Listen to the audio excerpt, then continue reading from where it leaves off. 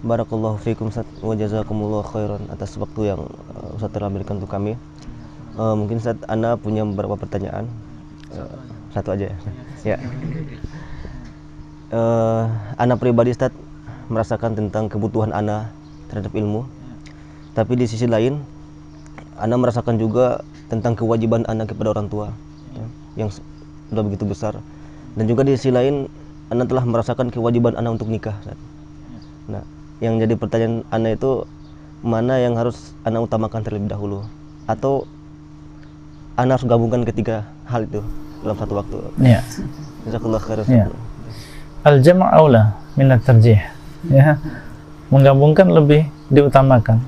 Kalau selama itu masih bisa digabungkan, maka itu lebih baik daripada kita menguatkan salah satunya. Dan alhamdulillah 3 perkara yang antum sebutkan tadi nggak saling bertentangan satu dengan yang lain. Ya, birrul walidain, menikah, dan juga menuntut ilmu. Nggak ada yang bertentangan satu dengan yang lain gitu. Seorang yang menikah, ya, dan menikah kan diantara hikmahnya kan untuk menjaga dari pandangan yang tidak dibenarkan, menjaga kemaluan. Jadi antum belajar lebih tenang. Ya, belajar lebih tenang. Beda dengan orang yang belum nikah seperti antum-antum sekarang ini. Gimana belajarnya, tenang apa enggak? Hah? Nah, itu dia. Tapi kalau antum udah punya istri, tenang. Kan litaskunu ilaiha, supaya kalian tenang gitu. Jadi antum keluar rumah bawa kitab, yang antum pikirkan memang kitab gitu. Ya, bukan keluar rumah, keluar kamar bawa kitab yang dipikirkan macam-macam kan? Ya. Jadi itu. Jadi antum itu lebih tenang.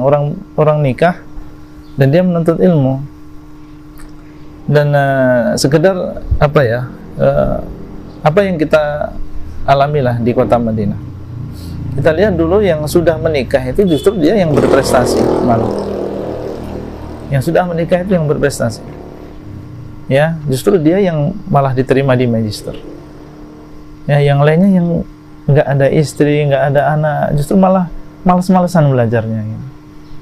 Nah, itu berkah tersendiri. Menikah nggak menghalangi. Ya, jadi kalau ada sebagian yang takut menikah karena takut nggak bisa belajar, itu nggak benar. Syekh Abdul Muhsin Al-Abbad dalam sebagian ucapan beliau demikian, beliau mendorong para pemuda untuk segera menikah. Ya ma'syarus syabab, man istata'a minkum al-ba'a falyatazawwaj. Ya, wahai para pemuda, barang siapa di antara kalian yang sudah memiliki kemampuan, maka hendaklah dia menikah. Ya. Dan ini baik penuntut ilmu maupun selain penuntut ilmu, khususnya di zaman sekarang. Ya, yang banyak fitnah, ya.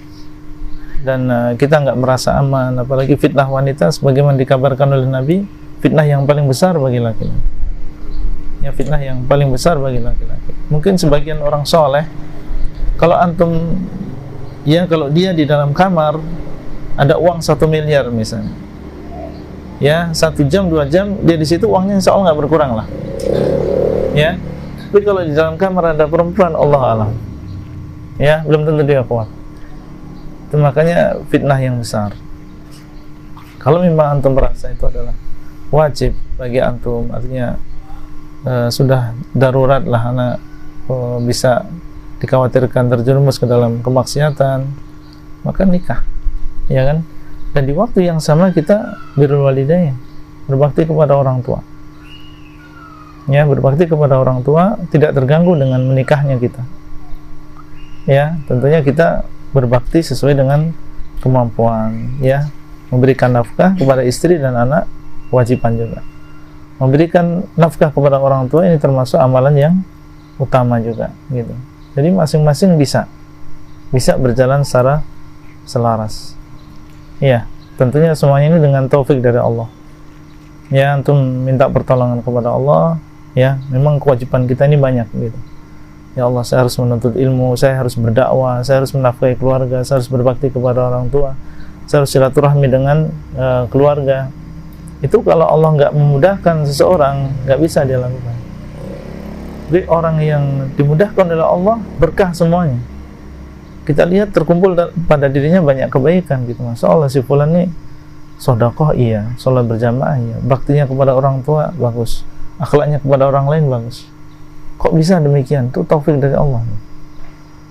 Jadi ya, insya Allah biidznillah, ya apabila kita memang bersungguh-sungguh dan niat kita di dalam hati itu benar, ya ingin menjaga kemaluan kita, ya ingin lebih tenang dalam menuntut ilmu, dan ingin birrul walidain. Orang yang punya anak misalnya, ya, antum punya anak, kemudian antum merasakan gimana anak antum dia berbuat baik sama antum, ya kan, senang antum. Antum kalau sudah umur seperti anak, yang itu baru ingat, berarti orang tua anak kalau anak gini kan senang gitu. Anak kita datangkan apa sesuatu yang remeh padahal ya, kita bisa beli lebih dari dia gitu, tapi dia kasih. Betapa terharunya kita ketika melihat anak kita demikian. Ya, kita nggak ngelihat apa yang dia kasihkan gitu, berapa jumlahnya kita nggak lihat, tapi kita lihat sikap dia ini. Maksudnya dia, anak senang banget kalau anak-anak seperti ini, apalagi memanggil anak seperti ini, menjenguk anak ketika anak sakit, mijiti anak ketika anak sakit misalnya. Begitu pula orang tua anak gitu, ya kan? Jadi ketika antum berkeluarga, antum jadi sadar pentingnya berbakti kepada orang tua. Berarti orang tua anak, kalau anak jenguk dia senang banget ya. Kalau anak kasih uang meskipun sedikit, orang tua anak senang gitu. Dia nggak ngelihat apa yang anak kasih gitu, tapi ketika anak kasih, dia merasa diperhatikan sama anak dan seterusnya. Jadi nggak ada pertentangan antara tiga perkara tadi. Allahu a'lam. Ya.